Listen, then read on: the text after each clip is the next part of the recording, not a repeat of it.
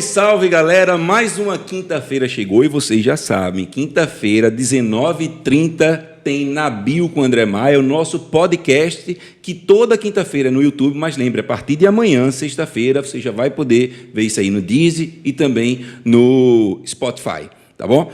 Outra coisa que eu queria falar para vocês é que deixe logo o seu like, aproveite aí para dar uma curtida, valorize quando a gente traz um bom conteúdo, é importante a gente valorizar. Vamos também se inscrever no canal para que a gente possa contribuir, porque isso aí estimula para que a gente possa estar trazendo mais bate-papo e trazendo entrevistas bacanas aqui para vocês. E hoje, um papo cabeça, 100% cabeça. Eu vou trazer aqui duas pessoas que eu sou fã, tá certo? Dois caras que eu me espelho muito, queria que vocês soubessem disso, porque cada um com a sua vertente, mas duas pessoas que eu tenho como referência de profissionais: Irã Vasconcelos, gestor de fauna da CPRH, Múcio Banja, pesquisador da UPE, mergulhador, o cara que eu sou muito fã de pesquisa, Múcio, apesar de não atuar muito na área de pesquisa, mas eu sou muito fã, eu acho que a gente precisa valorizar muito. Boa noite a vocês, sejam bem-vindos aqui ao nosso podcast. Boa noite, André. Para a gente aqui é um prazer, né? Tá aqui. E eu vou pedir só para tu puxar um pouquinho o microfone aí para você. Isso, aí tá beleza. É um grande prazer, né, estar aqui, né, de forma assim despojada. Eu Sim. escuto muito podcast, é o meu primeiro. Eu estava pensando, eu ia perguntar, vocês acharam que era no Havaí, ó, os dois vieram daqui tudo, não foi camisa florida, né, mas assim, é bem despojado, né, assim, mas as informações são muito importantes, né, porque você traz de uma forma descontraída, é uma forma hoje de a gente poder passar informações, as pessoas não têm tempo para estar assistindo, vai ouvindo no carro, no celular. Sim. E eu acho que é um veículo de comunicação e educação muito grande, né, os podcasts, principalmente quando o papo é cabeça, como o daqui da Bio, né? Hoje o bicho vai pegar, não, moço? Com certeza, né? E mais ainda, né? Ciência é para ser socializado. Ciência Isso. é para ser trabalhado extra-campos, extramuros.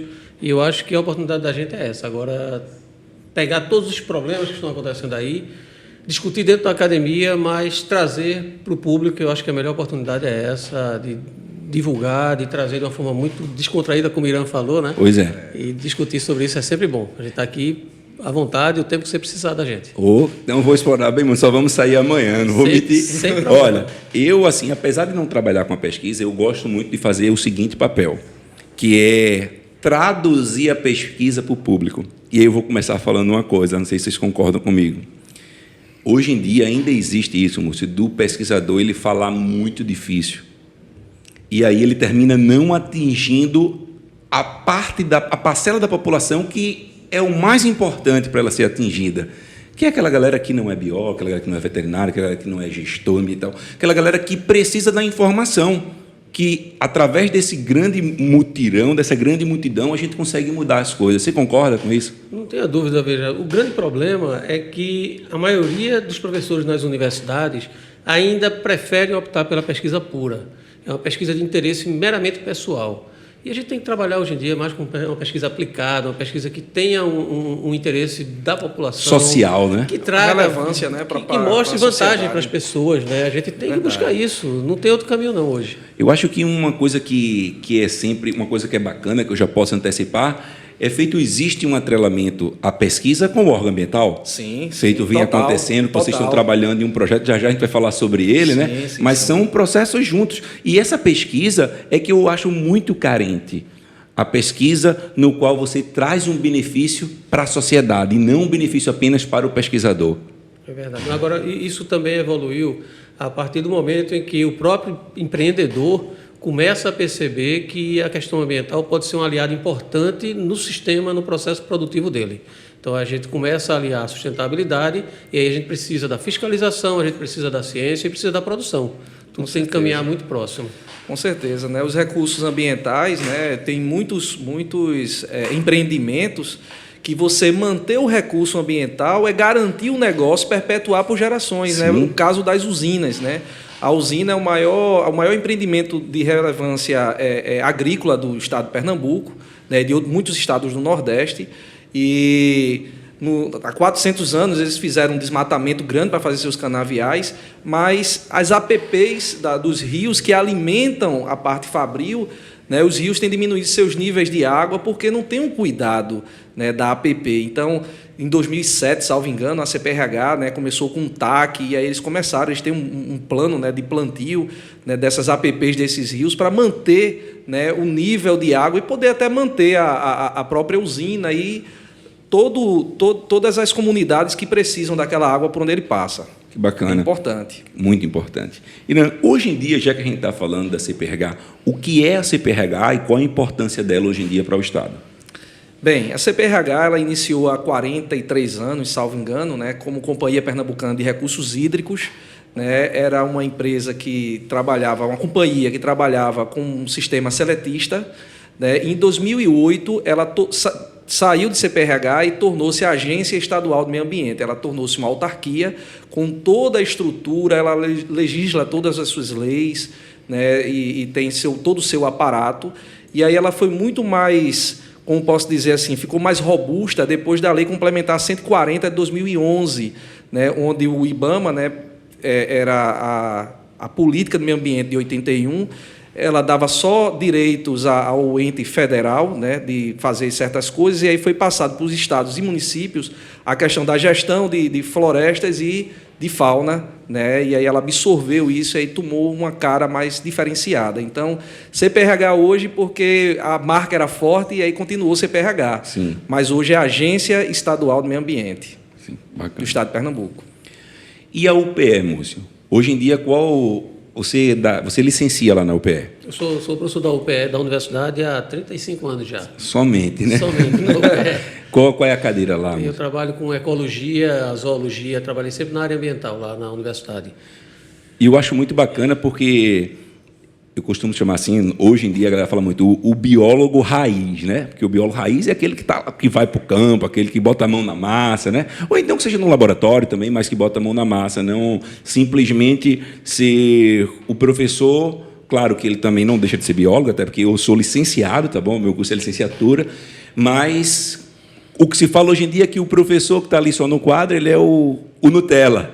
E aquele que coloca a mão na massa, ele é o raiz. Então, acho que tanto eu como você, a gente é o Nutella e o raiz ao mesmo tempo, né? Porque né? Você tanto está lá como um gestor da aula, né? Um educador, como também você faz pesquisa. E o que é de pesquisa sua hoje em dia, para a galera ter ideia que você já fez e que tem grande repercussão aqui dentro do Estado? Veja, primeiro a gente tem que perceber que a biologia deu uma evoluída muito grande, né? Como eu disse, eu tenho 35 anos de universidade, mas acho que já estou beirando os 40 anos quase de formado, e a gente viu a evolução da biologia. Primeiro, existia uma dificuldade muito grande de atuação do biólogo, até porque nós tínhamos problemas de reconhecimento. Hoje, a profissão biólogo é uma profissão regulamentada. Sim. E não só regulamentada, mas hoje é uma profissão que entra bastante muito em evidência. Bastante reconhecida. Bem em evidência vários fenômenos, vários processos que aconteceram, não só no Brasil, mas fora do Brasil, e a gente percebe hoje como o biólogo ele é escutado, ele é ouvido e é respeitado em opinião. Só lembrando aqui uma coisa, né, o prêmio de medicina, o prêmio de medicina mundial de 2016 foi um biólogo que descobriu a questão da autofagia, né, um biólogo japonês. Né? Então, assim, a biologia, principalmente agora na pandemia mesmo, o pessoal que estudou a questão do vírus, né? Vírus, então, só via a matéria com biólogo. O Tedros Adhanom, da Organização Mundial de Saúde, é um biólogo, né? Sim, Tedros é um biólogo também. Mas veja, a gente evoluiu muito nesse aspecto. E nesse histórico da CPRH que o Irã estava falando, a gente tem uma relação de longos momentos na CPRH. A CPRH, desse momento em que era verdadeiramente CPRH e agora como agência. E, particularmente, a gente pode afirmar que houve uma evolução muito grande do órgão, do ponto de vista da busca, do diálogo, muito importante, porque existia um momento em que a CPRH era vista como um órgão como se fosse uma barreira para qualquer atividade de desenvolvimento que pudesse chegar ao Estado. Então, Um empecilho, né? Era o qualquer órgão de empreendimento tinha CPRH que ou fica, dependendo da origem do empreendimento, ou ficava a favor do empreendimento, e aí a luta era contra os ambientalistas, ou dependendo da situação, ficava a favor dos ambientalistas, e a briga era pelo poder econômico, e eu posso dizer que hoje em dia a gente não percebe esse tipo de coisa, a gente não vê mais. Houve, evidentemente, uma renovação em todo o órgão, houveram políticas de implantação de novas ações, tá? Inclusive de normatização para os empreendimentos com as licenças prévias, licença de instalação, operação, licença e todos os projetos básicos de monitoramento. Então, isso foi muito bom. E isso, de certa forma, abriu uma perspectiva boa para o biólogo, para que ele pudesse atuar também, não só o biólogo, mas o engenheiro químico, o engenheiro de pesca, o engenheiro florestal, o ambiental. Enfim, um conjunto de profissões que fazem parte do contexto ambientalista. Agora, dentro da universidade, o que a gente tem de pesquisa? A Universidade de Pernambuco é uma universidade muito jovem. É uma universidade que foi criada em 1990, praticamente, através de decreto do governo estadual. Até então, era um conjunto de escolas espalhadas no estado de Pernambuco, chamado de FESP, uma fundação. Eu lembro, FESP. Eu lembro também. E como fundação, né?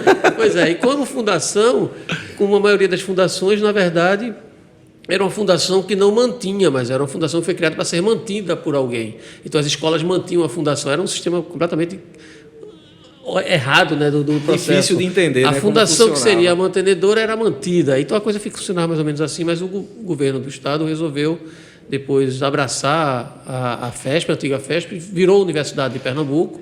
Isso é muito bom, porque fortaleceu junto com a Universidade Federal Rural e a Universidade Católica, né? E nós temos no Estado 4 universidades, cada uma com diversas expertises diferentes. Nós sabemos que na minha área, por exemplo, o Forte, as universidades federais e a Universidade Federal Rural são muito mais de vanguarda na área, na biologia marinha, por exemplo. Mas nós temos bons profissionais também na Universidade de Pernambuco, e melhor do que isso, né? Nós fazemos parte de universidades diferentes, mas praticamente pertencemos a um único grupo de pesquisas. Então, nós estamos sempre muito juntos e completando as expertises de vários pesquisadores. Vários projetos são desenvolvidos. Agora, hoje, o que a gente trabalha mais em termos de pesquisa, como a gente falou antes, né, a pesquisa aplicada é muito importante e ela é muito bem-vinda hoje na sociedade, porque a gente precisa de soluções, nós temos problemas e precisamos de soluções viáveis, e a pesquisa aplicada é algo que tem se difundido aos poucos dentro do estado de Pernambuco. Eu já fui um biólogo de biologia pura por muito tempo. Eu me preocupava em estudar a sistemática dos bichos, conhecer onde os animais viviam, associá-los ao tipo de sedimento, associá-lo a outros parâmetros como temperatura, salinidade. Só que em um determinado momento, eu acho que em 1996, para ser mais preciso, eu chego pela primeira vez em São Paulo e vou falar com o meu orientador de doutorado. E cheguei lá com a maior ideia do mundo de ser um especialista em equinodermata. Eu queria identificar todos os ouriços, todas as estrelas, todos os ofiuroides, os pepinos do mar. Eu queria trabalhar com isso. Eu vou te falar um negócio, eu estava querendo estudar. Pois é. Equinodermata, aí era biólogo mesmo. Até porque não tinha especialistas aqui no Nordeste. E o maior especialista da América do Sul era o professor Roberto Tomasi, que era o meu orientador.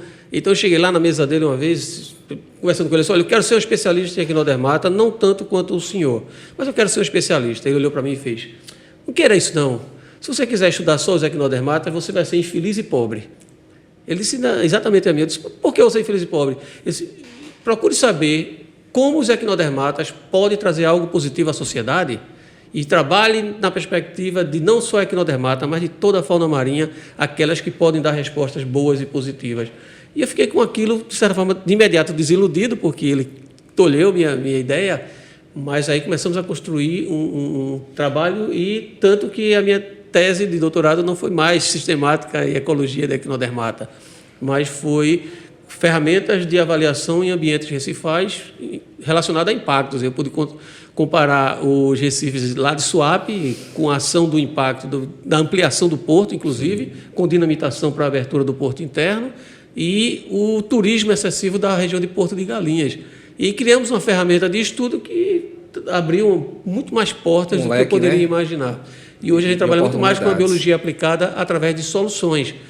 quando uma empresa quer desenvolver qualquer projeto, e aí é um veio muito importante para mim, está ligado como pesquisador associado ao Instituto Avançado de Tecnologia e Inovação, Instituto Sem Fins Lucrativos aqui em Pernambuco, e é pernambucano, criado por pernambucanos, e com toda a equipe, todo o corpo pernambucano, e a gente desenvolve expertise na área ambiental, na área social, principalmente socioambiental, e qualquer projeto, por exemplo, hoje que vem, por exemplo, da neoenergia, e vai desenvolver qualquer atividade dentro de áreas de conflitos socioambientais, como o Fernando de Noronha, eles contratam a nossa participação para que a gente possa dar todo o suporte de apoio ambiental, de apoio social, para que o projeto ele seja discutido, concebido e seja, de certa forma, tenha, de certa forma, a participação da sociedade, dando suporte do ponto de vista ambiental também, com certeza. Então, isso é um grande passo. Com certeza. Agora, isso é difícil dentro da sociedade, porque eu ainda tenho dentro da universidade, aí eu acho ótimo esse canal para a gente poder falar isso, e quero que chegue no ouvido dos meus colegas da universidade, que muitos deles, por conta disso, acham que você está fugindo da ciência, você está fugindo da biologia, você está se aliando ao empresário. Não, pelo contrário, Não é isso, cara, é pelo contrário. Muitas pessoas, às vezes, reclamam que não tem financiamento para suas pesquisas, mas eles também não têm financiamento para suas pesquisas porque eles não fazem nada em prol da sociedade. Você pode se associar até uma empresa privada e você vai fazer uma pesquisa que vai ser importante para a sociedade, vai ser importante para aquela empresa e ela vai ter total interesse em monetizar, em investir na sua pesquisa. É o grande diferencial. Na América do Norte, por exemplo, 75% das pesquisas e das grandes descobertas são fomentadas pela empresa privada. Sim. A empresa privada coloca dinheiro lá dentro. E aqui, lamentavelmente, as universidades ficam dependendo das migalhas que o governo passa. E o governo nunca tem, sempre deixa o recurso para a pesquisa ou para a educação em última escala. E as pessoas ficam vivendo daquilo. Eu cansei disso, sinceramente, a gente cansa, de certa forma. Múcio, o governo ele não investe na saúde, não é? Quanto mais numa pesquisa, por exemplo, de corais, eles não vão investir. Não é? Então, isso é uma coisa que acontece. Agora, deixa eu só perguntar uma coisa aqui. Queiran está caladinho aí, mas vou perguntar um negócio a você. Pernambuco é rota do tráfico de animais.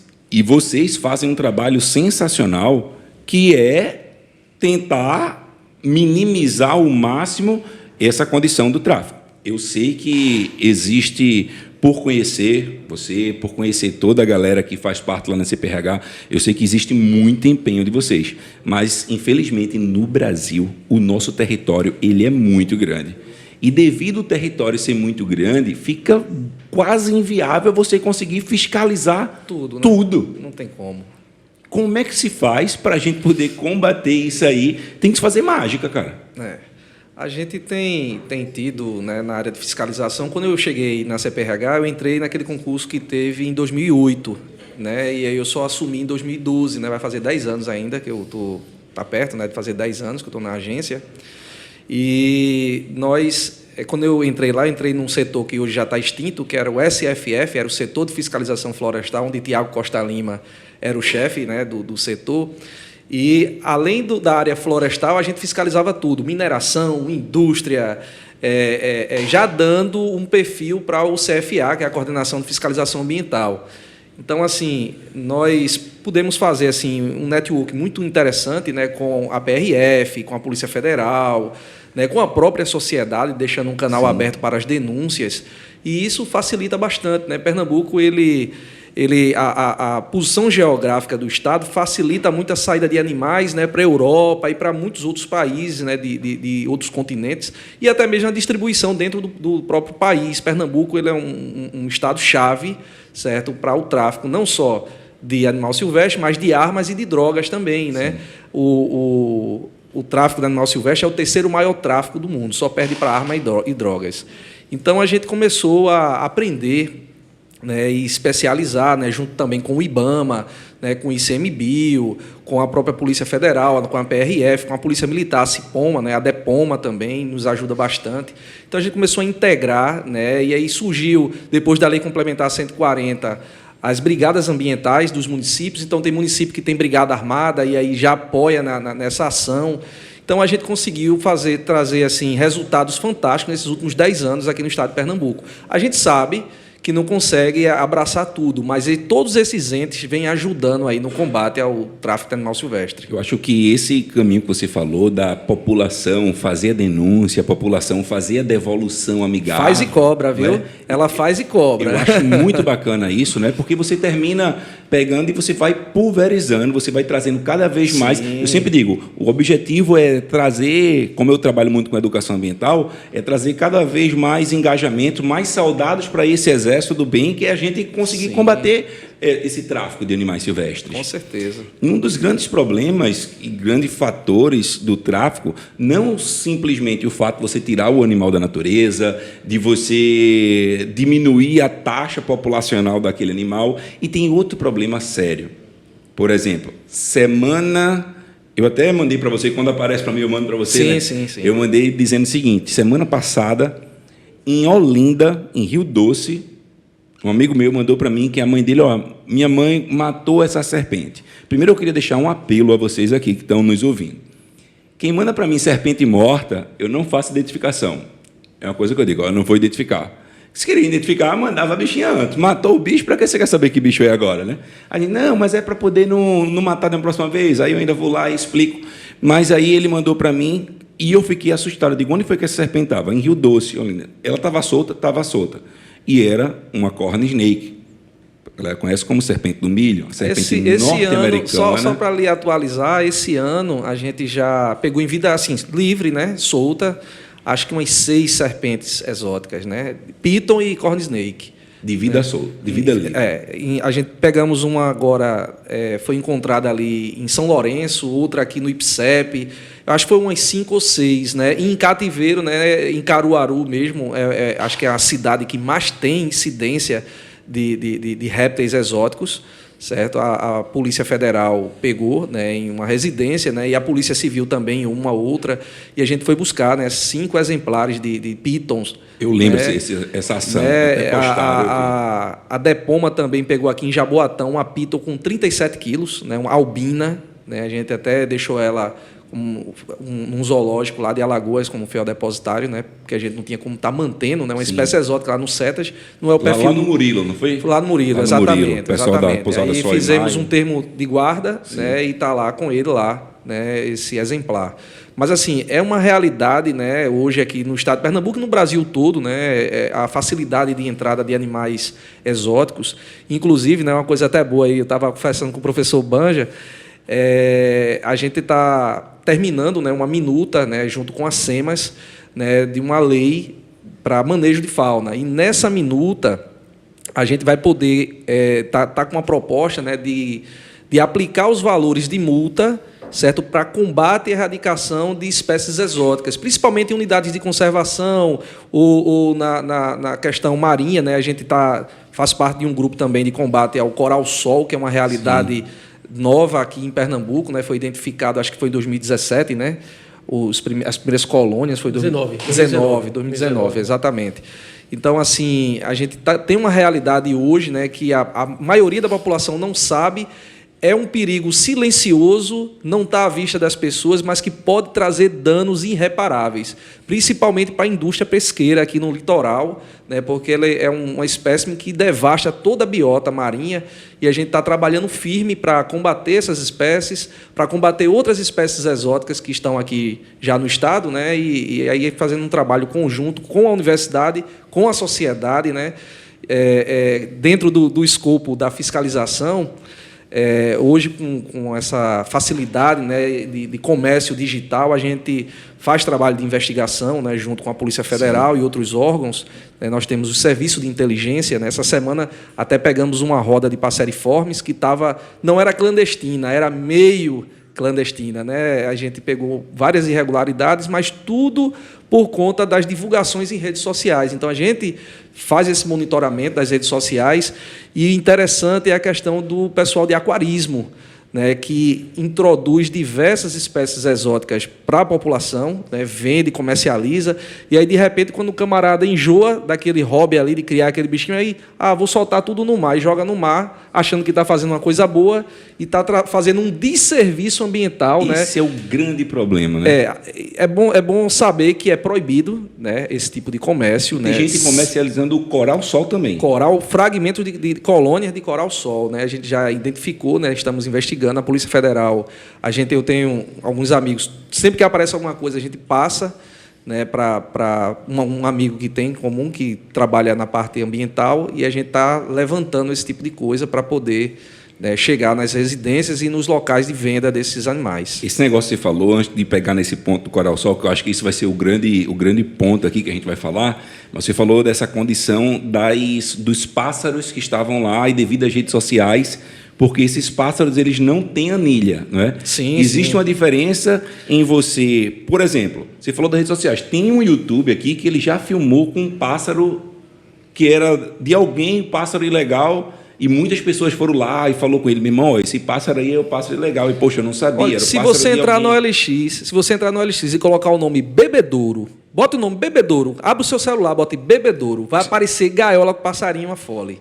Entendeu? Então a gente chega em muitos vendedores desse, né, através, né, das redes sociais. E existe uma diferença da pessoa que cria o passarinho, né, de forma ilegal, tirou o animal da natureza e cria ele, que isso aí a gente tem que lembrar que as pessoas mais velhas fazem isso é porque já tinha uma cultura muito forte antes de você aprisionar o bicho na gaiola. Mas existe também um problema sério, que é aquela galera que o ave morre, pega a anilha e reaproveita a anilha, né? Eu até falei uma coisa nessa fiscalização que nós fizemos, disse, olha, é menos prejudicial para a pessoa, né, juridicamente, estar com um animal irregular, do que com um animal meio certo, você adulterar uma anilha. Por quê?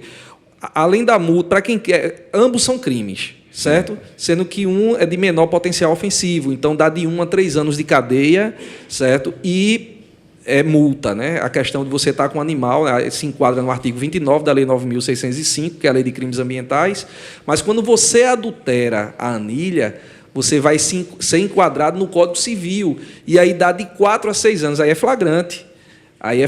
Então, assim, os nossos avós, pais, né, até os nossos pares mesmos, até 98 eu tinha 18 anos, eu sou de 80, né, sou novinho, né, eu sou de 80. Eu sou de 90. Pronto, então, é mesmo de 90? Queria eu. Então, assim, mudar de assunto, né? até 98... Vamos mudar de assunto para não chegar na dele. Até 98 era uma infração administrativa, né? Você tem um animal silvestre e tal, mas, assim, o pessoal já sabia que era errado, né? Que naquela época eu era moleque, eu via nas feiras de troca, o pessoal, quando a polícia chegava, todo mundo corria. Sim. Então, sabia que estava errado.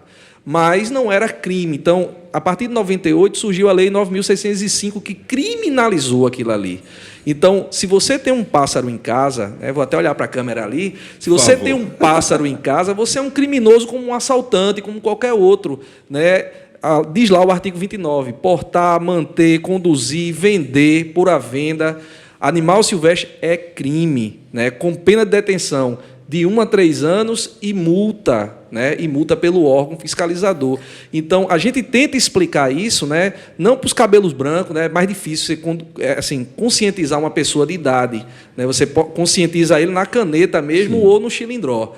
Mas os mais jovens, mas né? As crianças, né, a gente vem fazendo trabalhos de educação ambiental nas escolas, né, explicando, né, que o impacto da pegada ambiental, né, não sei se você já ouviu falar a questão da pegada. Sim. Você mantém um galo de campina em cativeiro, ele vive de 18 a 22 anos, então esse animal, ele, dentro da cronologia normal, quando ele ultrapassa o primeiro ano de vida, que ele entra na maturidade sexual dele, ele chega a produzir de 6 a 9 filhotes por ano.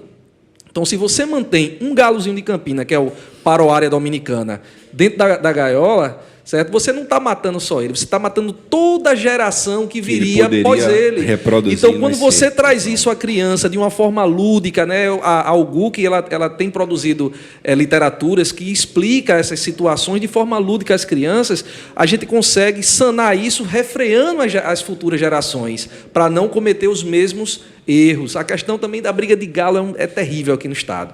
Né, que aí é um outro assunto que a gente pode conversar depois. Não, mas a gente pode conversar depois. Eu passar para o professor aí. Banja, qual a real problemática do coral de fogo para dentro do ecossistema marinho? Bom, primeiro, justificar por que o pessoal comercializa coral-sol. É um animal, tá? É um animal que não é da nossa região, ele é da região, tipicamente da região do Indo-Pacífico. E como coral, é um coral belíssimo. Ele é exótico, mas ele tem uma aparência muito atraente para as pessoas, sobretudo para as pessoas que não percebem o risco de ter um animal como esse. Então, ele se dispersou, porque ele tem um processo de fixação bem eficiente e ele, aparentemente, ele tem mais facilidade de se fixar em estruturas metálicas do que em outros tipos de substratos. E ao longo do litoral do Brasil, ele começou a surgir, sobretudo nas áreas onde as explorações de petróleo ocorreram em maior intensidade. E aí, provavelmente, através de plataformas de petróleo, navios de transporte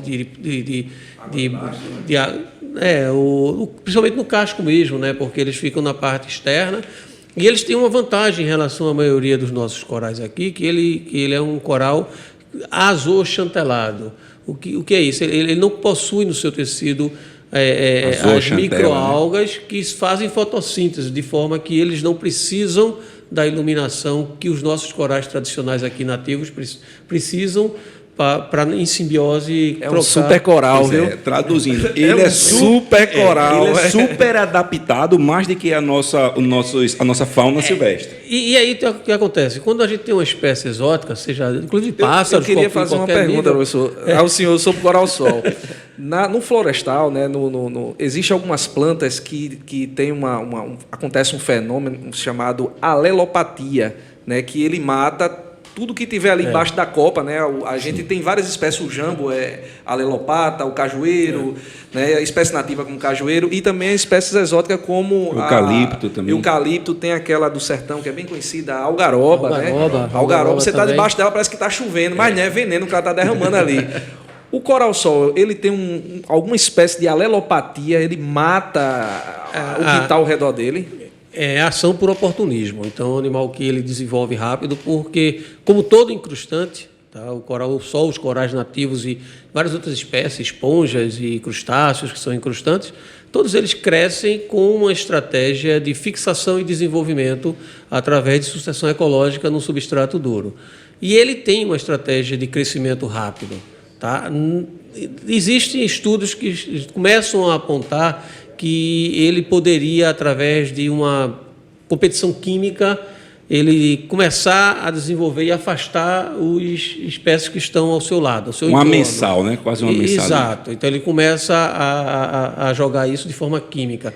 Mas alguns estudos, a gente troca muitas ideias com os colegas que fazem pesquisas, e alguns estudos, inclusive no Rio de Janeiro, eu tive recentemente, mais precisamente segunda-feira passada, agora, há 4 dias, eu estava na base da Marinha, lá do Instituto de Pesquisa Almirante Paulo Moreira, que é o maior centro de pesquisa da Marinha, que o pessoal está estudando a problemática do coral-sol lá também. E já começam a perceber que algumas espécies nativas estão começando a criar essa alelopatia com o coral-sol, ou seja, é um processo reverso.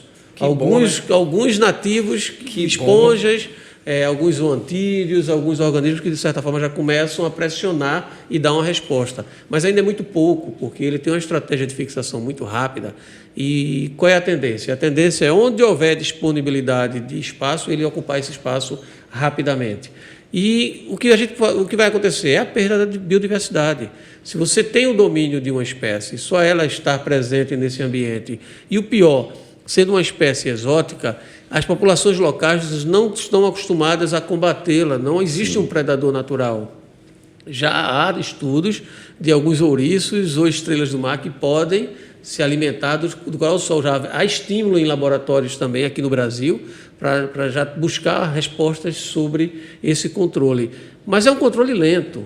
A ação do homem, a ação mecânica ainda é a mais eficiente, mas ainda é relativamente inoperante. No seguinte sentido, a gente estava conversando isso agora antes um pouco, né? Dizendo aí, o problema é que a gente desce para mergulhar para retirar uma parte do coral-sol e passa 40 minutos embaixo d'água porque o nosso ar não permite e temos as condições de segurança do mergulho que não podemos ficar frequentemente embaixo d'água com aquele ar que trazido dentro do cilindro. Aí a gente sai os 40 minutos e às 23 horas e 20 minutos seguintes ele continua lá reproduzindo. É uma guerra muito, muito injusta, né, do ponto de vista da ação direta para controle desses animais. De forma que a gente tem que torcer para que a própria natureza comece a dar respostas. Se defender. E isso vai acontecer. Infelizmente não acontece rapidamente. Nós tivemos vários exemplos desses de espécies invasoras. Nos pássaros mesmo, né, o pardal chegou aqui e a gente não via outra espécie, só via pardal praticamente na zona urbana, zona da mata, agreste, sertão, invadiu tudo. E hoje a gente já encontra dentro da cidade o canário, o galo de campina, a lavadeira, que são... Sanhaçu, sabiá. Exato, espécies que a gente via antes da era do pardal. Eles começaram a driblar, né, a ação do pardal, que, para entender, é um bicho que ele preda, além de predar os filhotes, ele rouba o ninho de outras aves. E outra coisa que é importante, uma espécie exótica que foi trazido para cá para poder combater os lacerdinhas. Exato, um controle biológico que é uns insetozinhos. Um desequilíbrio. Mas por quê? Exatamente. Qual é a grande questão aí do ponto de vista de um invasor? Chega um determinado momento que a população dele é tão grande e nós não podemos esquecer que existe também a competição intraespecífica. Sim. E aí ele começa a competir entre eles. Agora ele está competindo com alguém que tem as mesmas armas dele. E aí é muito melhor para que as populações elas comecem a oscilar para baixo, né? Mas seria necessário que as nossas espécies nativas estivessem aqui aptas e alertas para assim que aquelas populações do coral-sol, e aí se você me perguntar, num naufrágio desse, quanto tempo o coral-sol poderia declinar a população? Talvez 1 década, 2 décadas, e até quando a gente vai esperar por isso? Daí a importância, né, como foi falado no início aqui da nossa conversa, né, da pesquisa, né? Então, a pesquisa ela tem que estar agregada a tudo isso, e para se manter uma pesquisa, né, eu acompanhei parte, né, de uma operação dessa recentemente, e assim, tem um custo muito alto, né? Você tem que contratar embarcação, os cilindros, oxigênio, pessoal capacitado, né? Você demanda muita energia para um resultado, mas assim, a pesquisa é muito importante, né? O Estado agora liberou uma portaria, né, para a retirada de incrustados em portos, e aí a gerência de fauna é que vai liberar as autorizações, né, dessa retirada, dessa colônia. Então, assim, parte das colônias retiradas, né, ao invés de ir apenas para o aterro sanitário, a destinação que for apresentado no estudo, vai ser também encaminhado para a universidade. Para quê? Para que a universidade possa estudar elementos, né, porque, assim, além da metodologia da retirada mecânica, né, já se estuda hoje envelopar, não é isso? Com alguma substância que onde tiver só ele, né, não afete o outro, envelopar, ou algum outro tipo de material que seja, sei lá, que não agrida a natureza, mas agrida o coral. Então, assim, acho que a pesquisa ela é fundamental. A gente não pode desatrelar jamais, né? A ciência ela é importantíssima para qualquer área, qualquer segmento. Uma coisa que a população também tem que abrir a mente, que conservação não se faz com o coração, se faz com o cérebro. E a gente pode citar N exemplos dessa situação que trouxeram espécies exóticas e essas espécies exóticas, o bichinho, eu vou soltar. E por conta disso... Os gatos de Noronha, o caramujo gigante africano, que hoje em dia está no Brasil todo. O teju em Noronha tilápia também, mesmo, os tilápias nos rios aí. E outra coisa, esse danado desse peixe-leão. Eita! Porque isso aí foi um grande problema do aquarismo. Foi sim. As pessoas tinham esse bicho, porque é realmente um animal muito bonito. É um animal atraente também. Aliás, a fauna de origem indo-pacífica, ela torna-se bela para nós que somos da região do Atlântico, porque são bem diferentes, né? Da mesma forma que as espécies daqui também despertam a atenção em outros oceanos, por teria uma coloração diferente, teria um aspecto diferenciado. Mas o peixe-leão, existem várias ideias sobre a origem dele, sobretudo na região do Caribe, porque os principais exemplares começaram a ser distribuídos depois que alguns furacões provocaram alguns distúrbios em algumas cidades, com enchentes. E aí o pessoal imaginava, olha, será que uma casa de comercialização de peixes não foi invadida por uma enchente e os peixes escaparam, todos eles migraram para o oceano quando houve o retorno das águas? Ou mesmo a soltura, né, como o Irã já falou, a pessoa está ali, não quer mais, então o animal reproduz muito, ele não tem a quem vender, os animais vão envelhecendo e ele quer vender o juvenil, porque é mais fácil de manter, ele vai e solta. Isso aí é um problema. Agora, não pode acontecer uma situação. Eu tive a oportunidade de ver pela primeira vez um peixe-leão na região de Ilhas Mulheres, no México, né, em Cancún, e os caras diziam, olha, venham mergulhar porque vocês vão ver o peixe-leão. Então, eles estão usando já como um atrativo turístico, que para aquele tipo de empreendimento está sendo rentável. Mas e a exploração da pesca? E futuramente, não é? Pois é, porque é um animal extremamente voraz, um animal que se alimenta de muitos peixes nativos, principalmente dos juvenis nativos, e, lamentavelmente, a gente sabia que ia chegar aqui em Noronha, e minha preocupação era que chegasse, inclusive, antes nos naufrágios. Tanto que, em 2019, no início de 2019, eu fiz um projeto, credenciei esse projeto junto ao ICMBio, exatamente para monitorar nos naufrágios a chegada do coral-sol ou do peixe-leão. E quando foi, aliás, em 2018, nós fizemos esse projeto. Quando foi em janeiro de 2019, eu recebi uma ligação, no final de janeiro, do Pedro, do projeto Conservação Recifal. Eles são bastante atuantes e estão monitorando todo o litoral, e também Fernando de Noronha e outros estados vizinhos.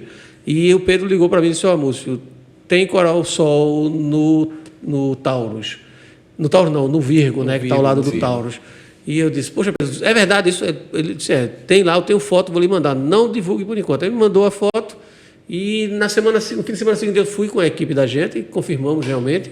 Não vou desconfiar dele, mas é porque a gente precisava registrar também, claro. Porque era um projeto. Imediatamente o que eu fiz quando eu voltei, procurei o Irã. Disse, Irã, eu preciso de uma anuência da CPRH. Essa espécie chegou e a gente precisa entrar com o controle imediato, com o combate imediato. E aí ainda estava a autorização saiu em 48 horas. Eu tive que trabalhar de madrugada para soltar. Nunca saiu foi tampão, foi rápida demais. Não foi? Eu entrada, 48 horas estava pronta. Porque a situação ela exigia também uma agilidade. Agilidade. Pois é. Da parte da fauna, né? Aí imediatamente a gente incorporou ao grupo de licenciamento o pessoal do Conservação Recifal, o Pedro entrou com alguns pesquisadores, e nós já tínhamos uma equipe, aí entra a questão do mergulho, né? De toda a equipe que estava lá, a grande maioria são pessoas que não são da área biológica, tem profissionais da área do direito, empresários, profissionais liberais. Os amantes de mergulho, né? Nós temos um grupo muito bacana, que aí vale a pena até falar, porque a turma vai ouvir, vai prestigiar o podcast, que é o Adventure Dives, que é uma família de mergulho. Nós estamos mergulhando e fomos a Noronha juntos. Eu estou querendo entrar nessa família, viu? Acompanhando pelas redes sociais. Eu estou querendo entrar nessa família. Pois vamos entrar na família também, vamos mergulhar. Para fazer o curso agora de mergulho, para acompanhar. Vale a pena. Todos grandes mergulhadores, profissionais de todas as áreas, e todo mundo pode ter certeza. Prestigiam tudo, o que encontram sobre peixe-leão, sobre coral-sol, sobre outras atividades. O pessoal tudo muito ligado e muito interessado, sabe? É muito legal, muito, muito bom isso, porque a gente agrega a ciência às pessoas, do mesmo jeito que as pessoas colaboram na questão do tráfico de aves, colaboram aumentando a capacidade de identificação nossa. O grupo, para onde vai, o pessoal vai, às vezes quando manda foto para mim, Múcio, eu encontrei o coral-sol em tal lugar, por exemplo, em Maragogi, aí manda para mim a foto, diz, não, isso não é coral-sol, isso é uma esponja vermelhinha, não sei o que, mas não é coral-sol. Então eles ficam empolgados em fazer esse acompanhamento. E nós fizemos esse monitoramento, tá? E fomos até Noronha em seguida. Não encontramos, até então não encontramos em Noronha. Eu tenho ido com uma certa frequência, a cada 3 meses mais ou menos, e tenho monitorado as áreas metálicas principais, que é a área do porto, até porque é a área onde as embarcações chegam frequentemente e saem carregando produtos para a ilha, e a gente tem uma excelente parceria lá com o Fernando da Cia Paradise, que foi o primeiro a encontrar o peixe-leão e identificar, e com o Mar de Noronha, com o Bodão, que é um mergulhador também ambientalista por natureza, que o que vê de estranho, que vê de errado, está fotografando, mandando para mim. Então, são as pessoas que, de certa forma, são enraizadas nessa ideia da ciência. Tá? E a gente cria, por exemplo, em Maragogi tem uma equipe lá do Projeto Oceano Mar, com o Paulo Florido, que é um parceiro da gente também. Qualquer situação, ele, Múcio, vem aqui, quando foi na época do episódio do óleo, ele, Múcio, eu preciso mergulhar para ver se o óleo está por aqui nas galés. E aí nós fomos lá, mergulhamos com... São pessoas que são muito importantes para a gente, parceiros. Essa condição até do óleo, eu ia até tocar nesse ponto. De certa forma, os estados também ficaram de mão atada, né? Porque, quer queira ou não, a investigação a nível maior, governo federal, ela parou, ela saiu. Ninguém, na realidade, até hoje sabe a real de quem foi a culpa, a origem daquele derramamento do petróleo, e aquilo ali gerou um impacto grande. Hoje em dia, ainda se vê resquício desse óleo? A nível visual, a gente não encontra, a não Só ser micro. que eles tenham ficado, e aí há uma preocupação muito grande de um amigo nosso, o companheiro, o professor Clemente Coelho, da Universidade de Pernambuco, que monitora as zonas através de um grande projeto de biomas de manguezal, e eles têm monitorado e está sempre alerta, porque acredita-se que algum resquício de óleo possa ter ficado ao longo do leito de alguns manguezais, por ter uma dinâmica mais lenta de eliminação desse material. Mas, de forma particular, existe ainda. Nós temos alguns projetos aí, quando você falou de ciência, a gente tem que lembrar que a FACEP, né, que é o nosso órgão de acompanhamento, de oficialização e financiamento de pesquisas do Estado de Pernambuco, ele liberou uma verba e vários projetos foram financiados no estudo pós-óleo, e alguns desses estudos estão sendo acompanhados, né? Tem o professor Mauro, lá da Universidade Rural de Pernambuco, que está estudando a composição e partículas desse óleo junto ao plâncton marinho, e ele tem ainda... Foi o primeiro a identificar na época do acidente do óleo, do problema lá do óleo, e ele hoje ainda continua monitorando as populações, sobretudo da região de Tamandaré, lá da APA de Tamandaré. E as pessoas estão ainda estudando. Outros grupos estão estudando a questão do pescado, se há ainda registros de hidrocarbonetos, ou outros elementos contaminação, né? De contaminação.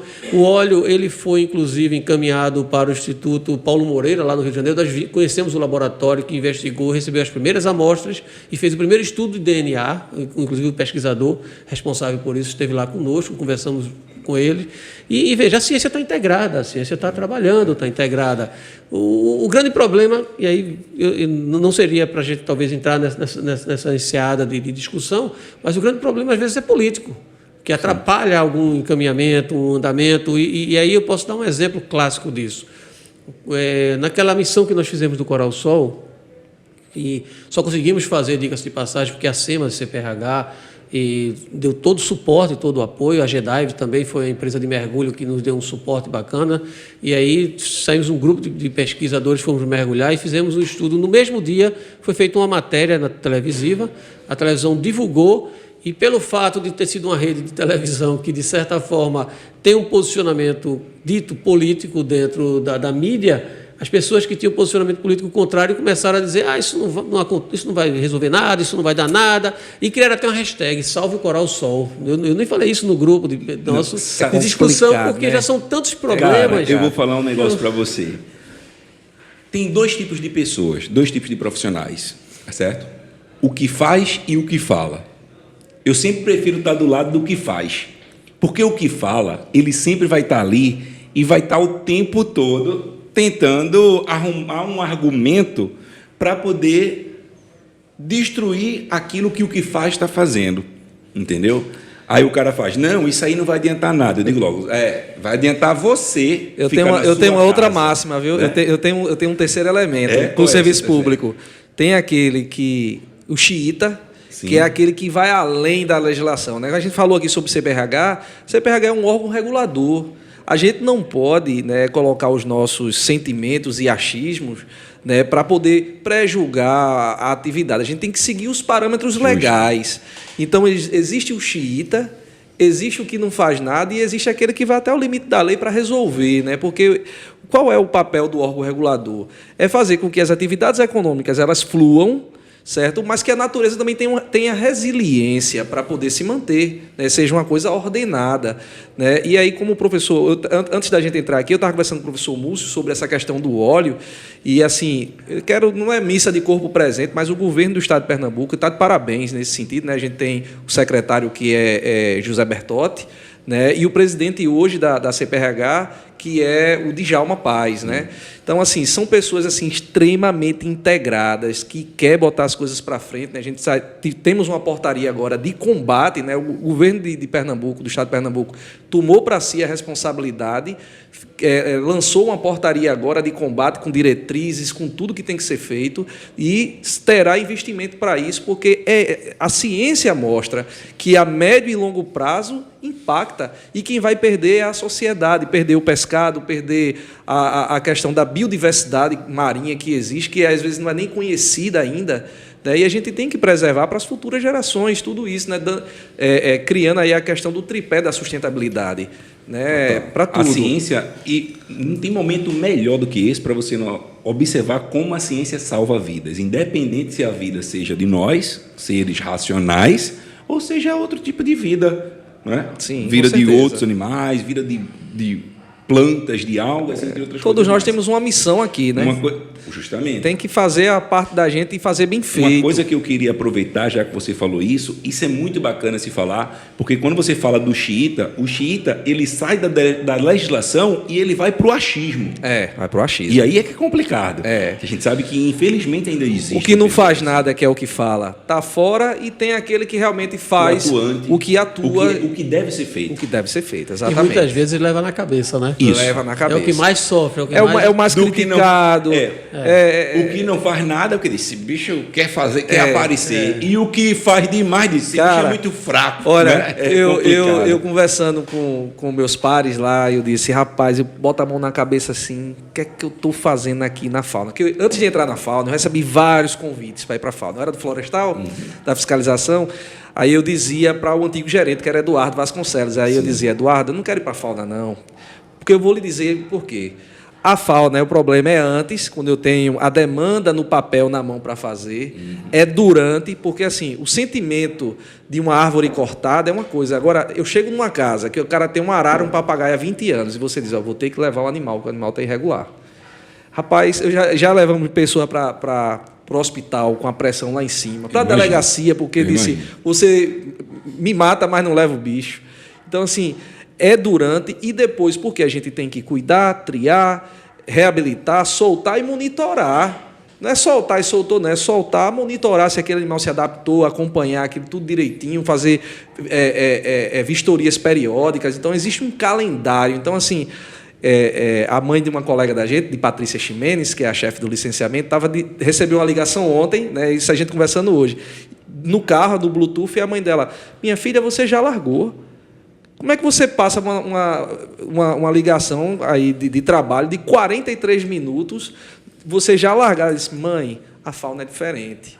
Então, assim, tem que gostar da causa, tem que vestir a camisa, né? O nosso amigo Yuri, eu não vou poder esquecer, Yuri chega às 5 da manhã no CETA, ele sai 8 horas da noite, quase todos os dias. A demanda é louca. É muito grande. Isso quando eu não ligo para ele, segura aí que eu estou levando o bicho que eu resgatei agora. É muito grande. A demanda da fauna é muito grande. E para ir para a fauna, né, para a gerência de fauna, o pessoal tem tanto essa questão do CFA como o pessoal da fauna, o pessoal nos apelidou de tropa de elite, né? Porque assim vai além das forças. Então assim é por amor à causa. Então tem uma sinergia, tem uma fagulha. O servidor que trabalha nesse segmento tem que ter uma fagulha a mais, não é levantando bandeira lá mas tem que ter algo a mais. Eu sei, né? Porque entendeu? eu vejo lá a luta de vocês diária. Vocês sabem que eu vou sempre que eu posso. A gente trabalha resgatando alguns bichos.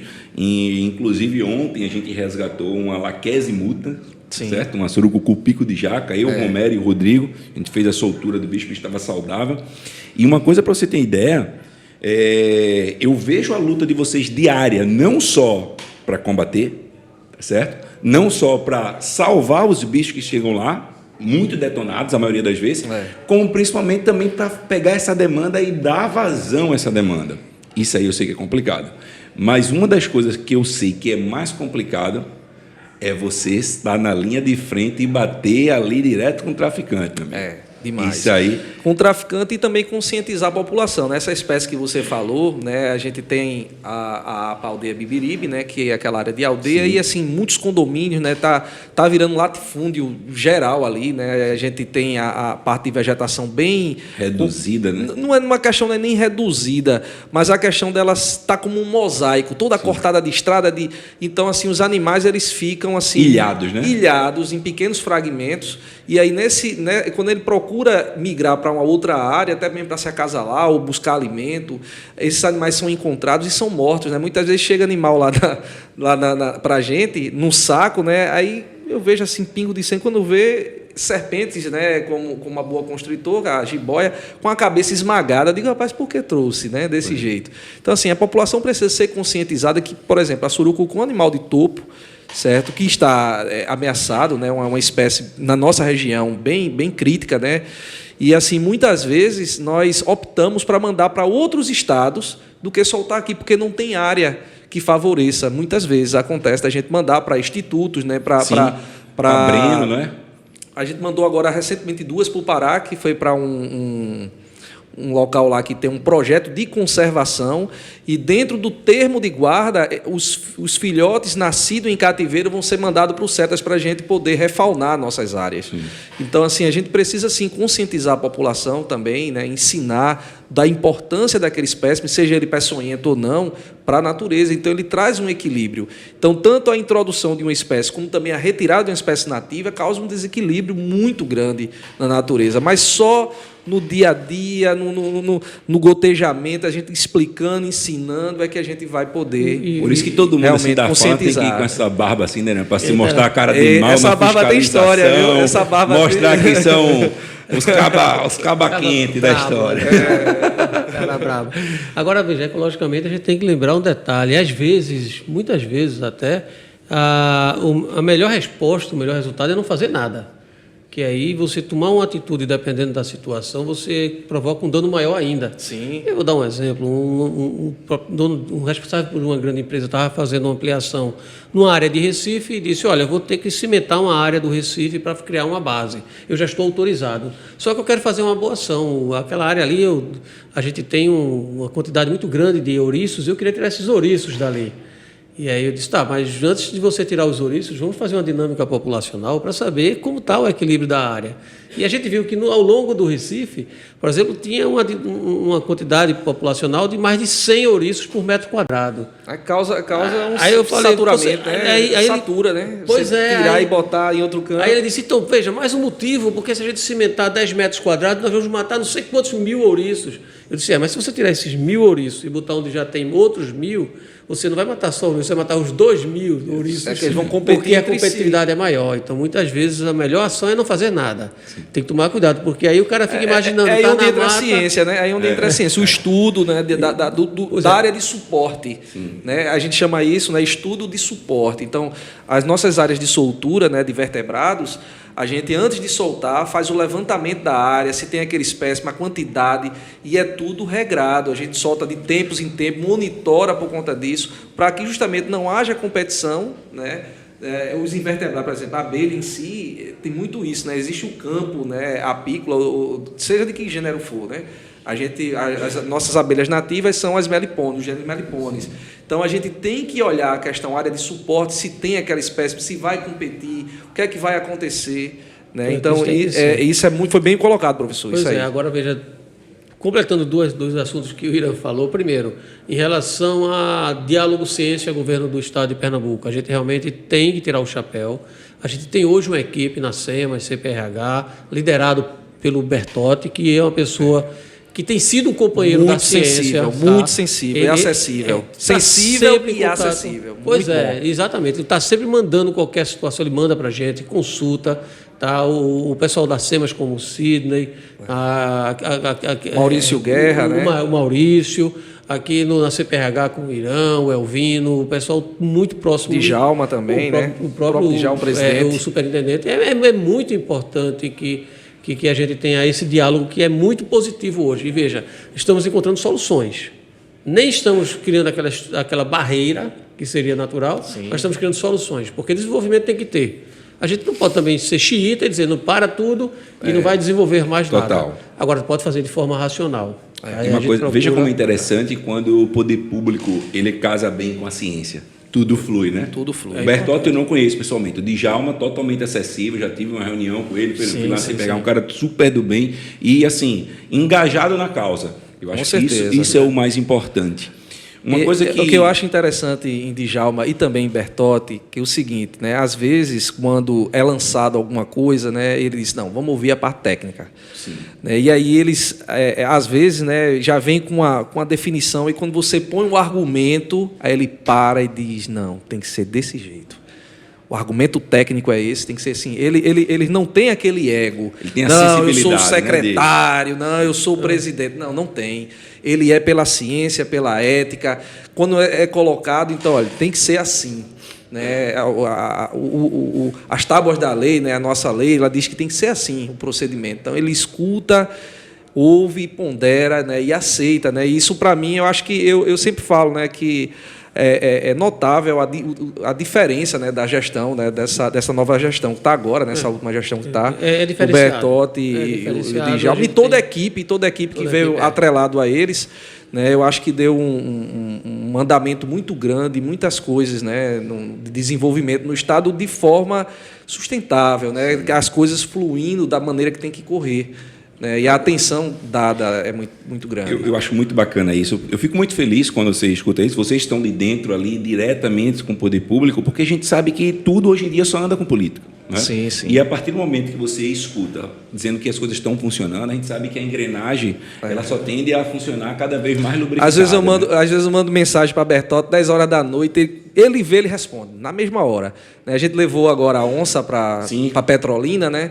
E aí eu fiz o convite para ele participar e tal, ele não pôde ir, mas quando for fazer a soltura, ele disse que ia participar. Mas, assim, toda a estrutura que foi dado, né, para... O nome da onça é Diego, só para você saber, não sei se você viu essa história, eu vou botar lá no grupo, lá para o pessoal ver. Né? A gente recebeu fez o resgate de uma onça bem pequenininha, do tamanho de um gatinho, há 5 anos atrás. Aí iniciou o processo de reabilitação, teve vários problemas de saúde, mas recuperou. E agora, na fase final, conseguimos aí, queria até registrar aqui, né, a parceria do Governo do Estado com o Semafauna, da Univasf, né? O professor Luiz, né, intermediou toda essa parte aí. A Semafauna, hoje em dia, ela é muito importante para o funcionamento dessa... Né? E aí eles têm uma estrutura que nós não temos ainda, né? Vamos construir agora. E aí eles receberam essa onça lá, né? A vantagem, porque como é um animal de caatinga, ele já está no clima certo, vai passar cerca de 8 meses a 1 ano para depois ser liberado numa unidade de conservação e ser monitorada, né? E poder fazer o papel ambiental dela, né? O papel ecológico dela, que é reproduzir e perpetuar a espécie que está bem ameaçada, que é a puma com coló, né? A onça parda. E controlar outras populações. Outras também, populações, né? Então, assim, a Rede Globo deu uma contribuição interessante, porque a população passa a ver aquele animal, que acho que é até ruim esse nome vernacular, onça bodeira, né? Por que onça bodeira? Porque os caçadores mataram tanto os veados catingueiros como os porcos caititus, que o animal com fome termina atingindo o rebanho de caprino. Então, assim, não é um nome legal a ser dado, né? Eu digo, é a onça parda, é melhor dizer a onça parda, né? Então, assim, a população passa a entender o valor daquele animal e respeitar. E saber que aquele animal está sendo monitorado, ele vai sair lá com colar, né, rastreado por satélite, né, e recentemente houve até a morte de uma dessas onças que era rastreada e a onça morreu dentro de uma propriedade e o cara botou em cima do carro, levou, aí onde a carcaça foi encontrada, né, aí o camarada atirou no microchip, mas não atingiu o chip. Aí a Polícia Federal conseguiu rastrear onde o animal foi abatido e onde ele foi deixado, e o cara hoje está pagando, respondendo por isso, né? Então, matar um animal ameaçado de extinção, né? Um animal extremamente ameaçado. É algo que há 30 anos a gente não sonhava aqui no Brasil, né? Porque não existia esse mesmo... Primeiro tem a questão cultural, que a gente já falou aqui, que as pessoas têm uma cultura de usar o animal para diversão e benefício próprio.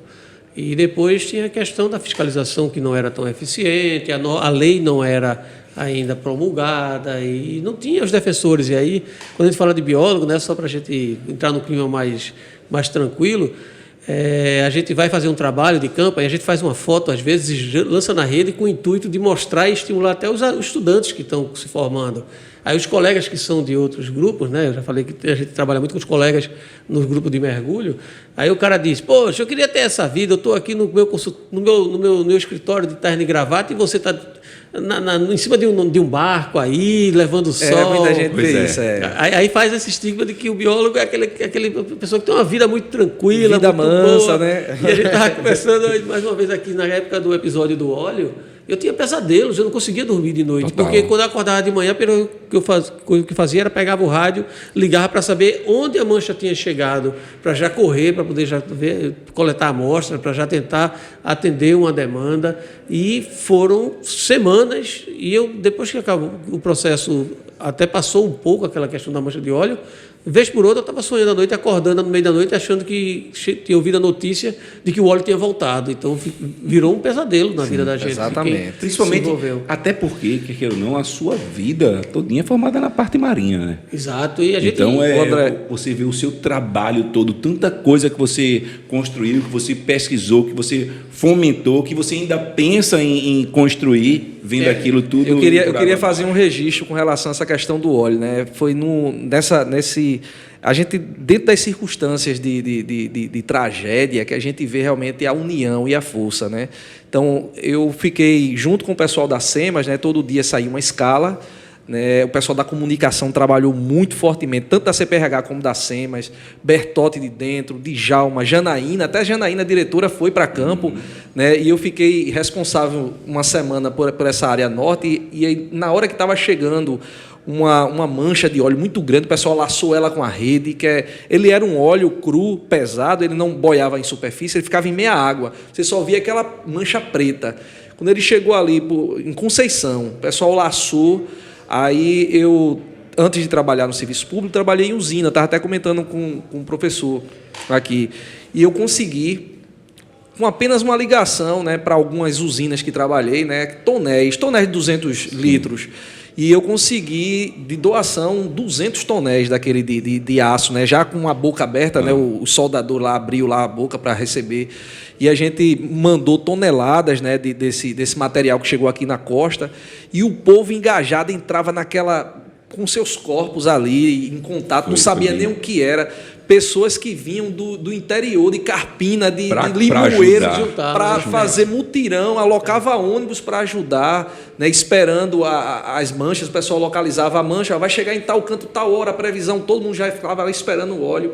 E interessante essa união, né, do governo, da sociedade, da academia, da imprensa, de todos, né, em prol de um bem comum, que era proteger nosso litoral, nossas praias aqui.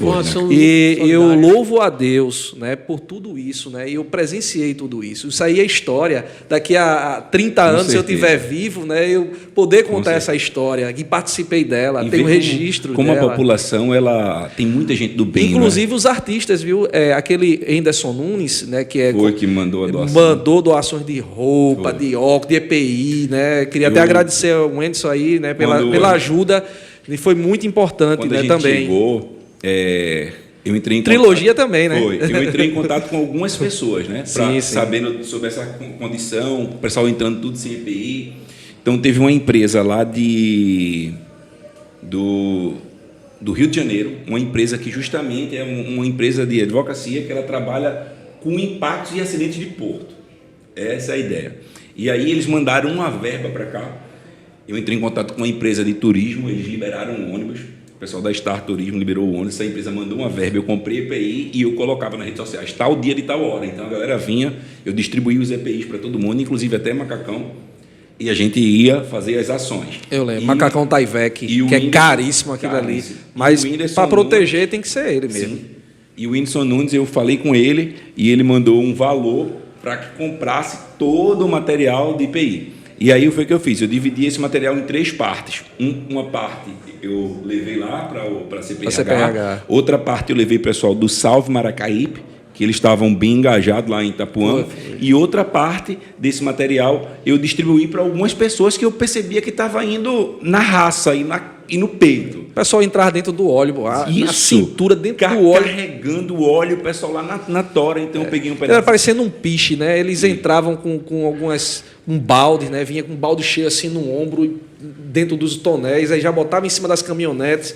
Muita caminhonete teve que mandar limpar com cara, com gasolina, não, com querosene para tirar, porque só saía do querosene. Eu tenho em casa, um resquício do óleo. Eu digo, esse vai guardar, pedacinho né? Eu vou guardar, porque isso aqui foi história. Inclusive, até uma professora da Universidade Rural, ela foi lá em casa, ela até pegou um pedaço, porque eles estavam fazendo uns estudos, ela perguntou se eu podia ceder, eu dei metade para ela, e tem um pedaço lá em casa guardado.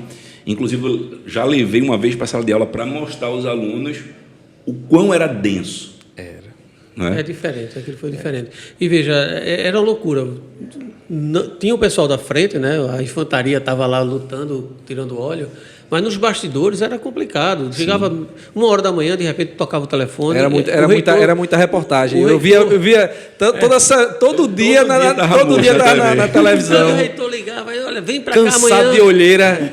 Vem para cá amanhã, que amanhã vai ter uma reunião que a gente precisa definir uma ação. Aí a gente ia. Quando saía de lá, digo, olha, aí o pessoal ligava, ó, você tem que vir aqui resolver o trazido dele.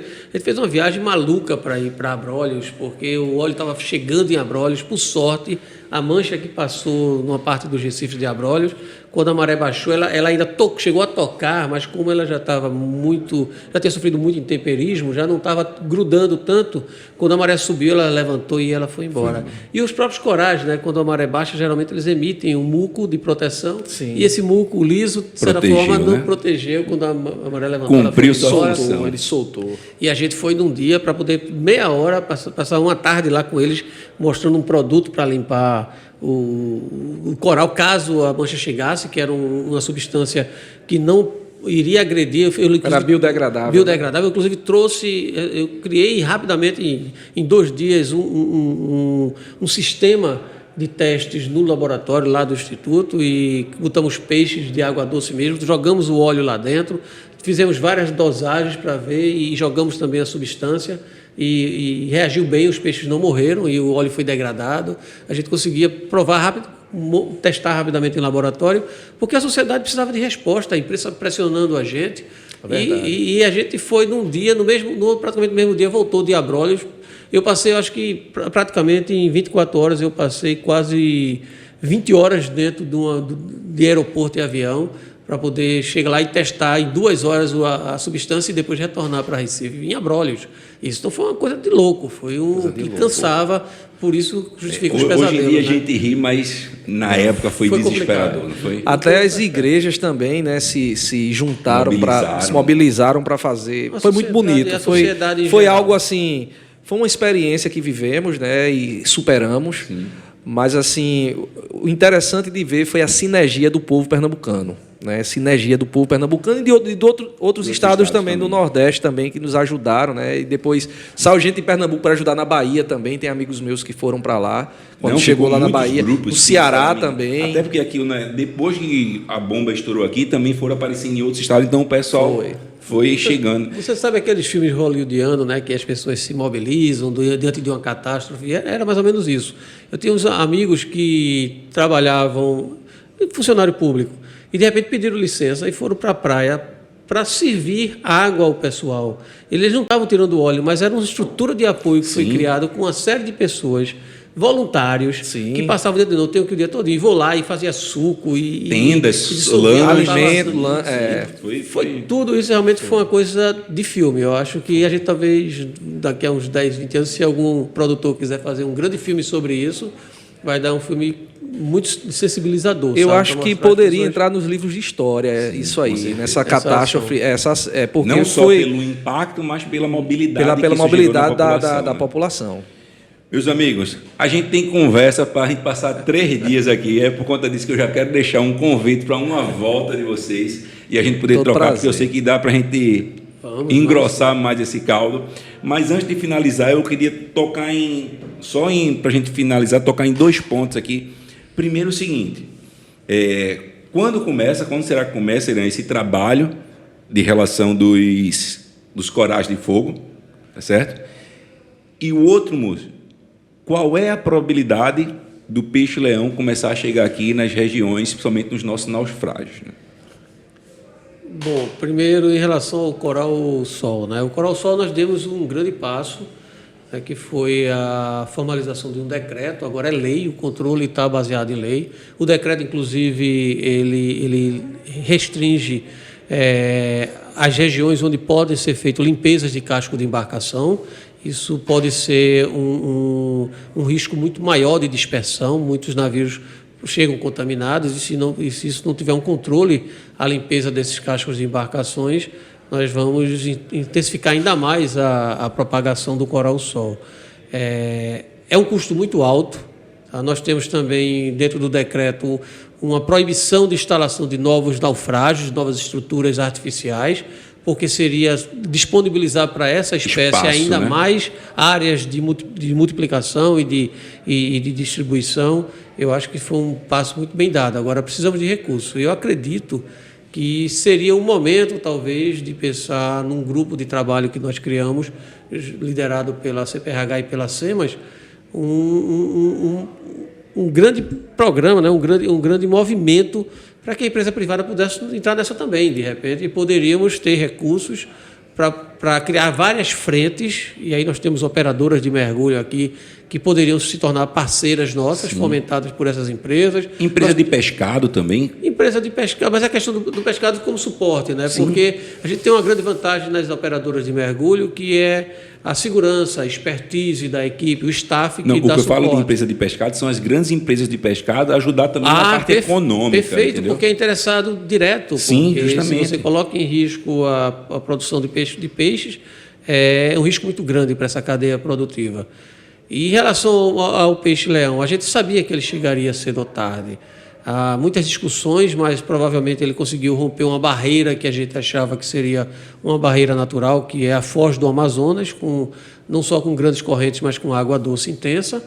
Mas com certeza ele conseguiu transpor essa barreira. Se chegou a Noronha, que está a 500 quilômetros praticamente de distância da costa, e pela capacidade de dispersão e pela capacidade reprodutiva desses animais, eles logo chegarão nos naufrágios. Então, a gente já precisa começar as operadoras, já conversar com os mergulhadores, já orientá-los para no primeiro sinal, que é até mais fácil de controlar do que o coral-sol. E esse peixe-leão, ele não tem predador natural para ele? Ele não tem predadores naturais. Alguns tubarões poderiam talvez se alimentar desse animal, se for juvenil, se for jovem, ou outros peixes mais vorazes, né, como o beiju-pirá, por exemplo, sim, e outros peixes daqui da região. Mas seria necessário que a gente fiscalizasse, porque quando chegar, a gente teria que retirar fisicamente, arpoar. Só que não é qualquer pessoa que deve arpoar, porque ele tem um conjunto de espinhos que recobre todo, sim, o corpo, e esses espinhos, né, têm toxinas. Não existe citação de casos de morte por causa dessa toxina. Pelo menos na região do Atlântico e Caribe não há nenhum registro disso. Mas pode trazer sério incômodo para quem for arpoado. E como também não tem aqui, não tem o antídoto, né? Aí fica mais difícil. O antídoto seriam medicamentos antialérgicos e analgésicos, etc. O que a gente chama de popular de paliativo, pois né? Mas se der um choque anafilático em alguém que é mais sensível, pode provocar uma parada cardíaca, um problema, sim, maior. Agora, tem que controlar e tem que tentar combater. Existem algumas estratégias já na região do Caribe, na costa caribenha, alguns pescadores ou mergulhadores arpoam o peixe e depois o peixe ainda vivo, né, ficam acenando para os tubarões locais virem e comerem, e aí os tubarões às vezes chegam lá e comem. Ué, é uma forma de estimular. Você falando isso, você que está assistindo deve estar pensando, então aqui vai ser problema zero. Joga ele na igrejinha de piedade. Né? Pronto, bota tudo para lá, umas setinhas assim, ó. A gente pode fazer umas plaquinhas. Peixe-leão, o caminho é esse aqui. Mas veja, brincadeiras à parte, do jeito que os animais daquela região estão ávidos por alimento, né? E exatamente, já seria uma outra temática de discussão, sim, mas em função de toda a degradação da nossa orla, então os animais não têm uma disponibilidade de alimento que seja suficiente, eles terminam agindo de forma e que causam esses incidentes com os tubarões pelas as pessoas estarem presentes ali. Mas esses peixes não circulariam ali, porque da forma como eles estão vorazes, eles comeriam também o peixe-leão, provavelmente. Sim. Até porque é um animal maior, de maior porte, que poderia se alimentar. Mas a gente não pode contar com isso. Sim. A gente tem que aumentar a fiscalização, a gente tem monitoramento, que monitorar, talvez por propaganda, seria uma ideia, talvez até propagandas informativas na TV, talvez botar a foto do animal. Se você é mergulhador, se viu e avistou esse animal, informe ao IBAMA, informe a CPH, informe aos ACEMAS, informe a operadora de mergulho que se propõe a ser parceira, porque criaria-se uma operação imediata e poderia ir lá capturar o animal. Porque o animal que se chegar no naufrágio, ele vai se fixar no naufrágio. E ali a gente, se você encontra numa semana, provavelmente na semana seguinte ele ainda vai estar, porque alimento para ele tem fartura abundante. Ali, né? Aí a gente poderia ir tentar capturar esse animal. Olha, se a TV vai fazer, eu não sei, mas eu semana que vem já garanto que eu vou postar um conteúdo desse já para alertar a população e principalmente os curiosos, porque é um peixe muito bonito, pode chamar a atenção de alguém tentar capturar esse animal, né? Com relação ao coral de fogo, ou coral-sol, né, a SEMAS tem, assim, nós já temos 2 grupos, né, formados e viemos tratando durante 2, 3 anos, né, essa temática. E assim, já foi feito material, além do decreto, né, tem material já educativo para os grupos de mergulho, o pessoal que mergulha de apneia, se identificar ou no Porto do Recife, né, a gente está para fazer um monitoramento aí no Porto do Recife, não sei se o professor já foi comunicado, mas a gente está pensando, né, em fazer um monitoramento ali naquela região, porque os naufrágios estão perto dali, né, e ali tem entrada de navio o tempo todo. Então, acredito que por conta do decreto, a gente vai fazer todos os portos de Pernambuco, né, o Porto de Noronha, o Porto do Recife, o Porto de Suape já está sendo feito, já foi feito o monitoramento. Né, a gente sempre trata com o Paulo Teixeira, que é o responsável lá por essa área.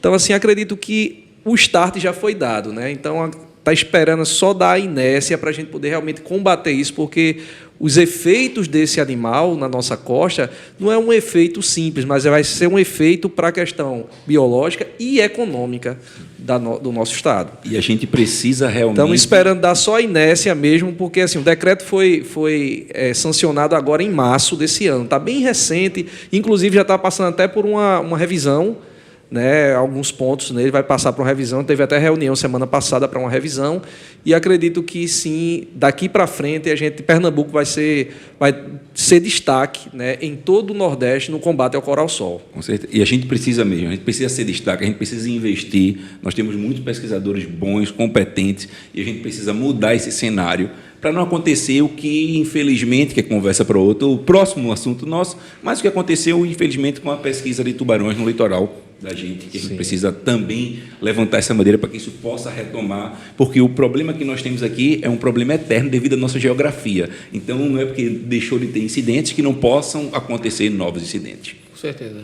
Okay. Meus amigos, muito obrigado pelo papo. Obrigado, velho. Valeu, Múcio, Irã, valeu muito. Eu que agradeço.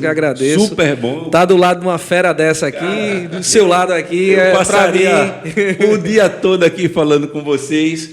Mas se você chegou até agora a assistir, então aproveita que você gostou, dá teu like aí, se inscreve no canal, tá bom? Joga para a galera, porque a galera tem que entender que está rolando uma coisa diferente de qualidade e manda para os amigos também se ligarem no Peixe Leão. Valeu, bota aí na descrição quem é que você quer aqui no próximo podcast. Muito obrigado. Tamo junto. Valeu, André. Abraço animal, galera.